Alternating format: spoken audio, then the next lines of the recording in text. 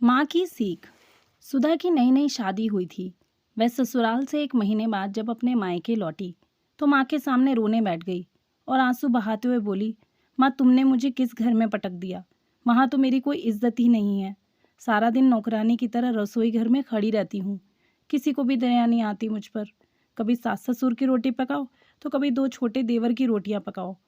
फिर एक नंद है, वो कॉलेज से लौटे तो उसके लिए रोटियाँ पकाओ। और तो और माँ, आए दिन सासू माँ के रिश्तेदार आते रहते हैं। उन सब के लिए भी मुझे ही चाय नाश्ता खाना वगैरह तैयार करना होता है। रोज़ गंदे कपड़ों के ढेर इकट्ठे हो जाते हैं। आराम ही नहीं मिलता। ज़िंदगी नरक सी बन गई है। नंद को बिस्तर पर बैठे बैठे ही सब कुछ चाहिए। जानती हो, बीते दिन मुझे अपने पति पर तब गुस्सा आया जब उन्होंने महीने की पूरी तनख्वाह सासू माँ के हाथ में रख दी और मुझसे कहा, तुम्हें जो कुछ भी चाहिए एक पर्ची पर लिख देना, मैं शाम को ड्यूटी से छुट्टी होने पर लेता आऊँगा। सुधा की बातों को ध्यान से सुनकर माँ ने थोड़ा सोचकर कहा, तो तुम क्या चाहती हो? मुझे उनके सबके साथ नहीं रहना। बस मैं और मेरे पति हम दोनों अलग अपनी गृहस्थी बसा लें। कुछ ऐसा उपाय बताओ माँ। बेटा, तुम्हारे पास 2 ही रास्ते हैं। एक तो तुम वहीं रहो और उन सबकी सेवा करो, क्योंकि वे परिवार भी अब तुम्हारा ही है। और अगर तुम चाहती हो तो तुम अपने पति को किसी किराए के मकान में ले जा सकती हो।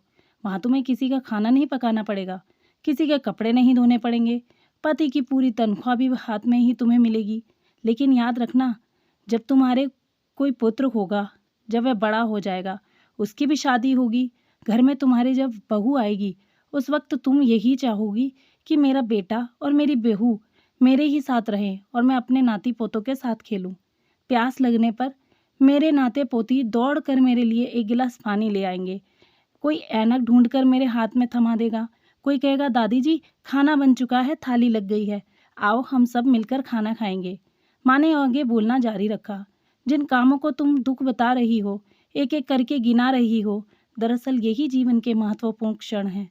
एक सफल गृहिणी अपने हर एक कार्य को सरल बनाकर झट निपटा देती है, उसका रोना नहीं रोती। दुनिया में जो लोग सफल हुए हैं वे अपनी जिम्मेदारियों से भागते नहीं, बल्कि अपनी जिम्मेदारियों को बखूबी निभा लेते हैं। और बेटा, जो तुम जिन्हें दुख समझ रही हो ना, वो दरअसल तुम्हारी सासू माँ तुम्हें एक जिम्मेदार बनना सिखा रही हैं। वो आने वाले समय के लिए और आने वाली अनेकों परेशानियों से निपटने के लिए लड़ना सिखा रही हैं। वर्षों से हर सास अपनी बहू को अपनी जगह पर जिम्मेदार बनाने के लिए ऐसा करती आई है। कल तुम भी अपनी बहू को जिम्मेदार बनाने के लिए उसे मजबूत बनाओगी। बेटा, घर के बुजुर्ग कब तक है, कब नहीं, कोई नहीं जानता। वो अपनी आने वाली पीढ़ियों को मजबूत और रिश्ते निभाते हुए देखना चाहते हैं।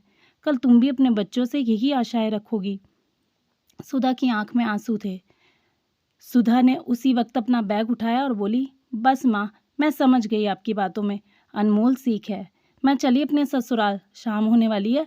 सासू माँ के पैरों में दर्द रहता है, उनके घुटनों की मालिश भी करनी है। सुधा इतना कहकर मुस्कुराती हुई ससुराल की ओर चल पड़ी। वहीं दूसरी ओर माँ अपनी बेटी की समझदारी पर मुस्कुरा रही थी। एक सुंदर रचना।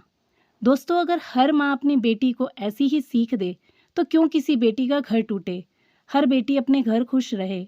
तो चलिए, इसी के साथ आपसे विदा लेती हूँ। ये वीडियो आपको कैसी लगी कमेंट करके ज़रूर बताएं। वीडियो को लाइक और चैनल को सब्सक्राइब करना ना भूलें। जल्दी वापस आती हूँ एक और नई अच्छी वीडियो के साथ। तब तक के लिए धन्यवाद।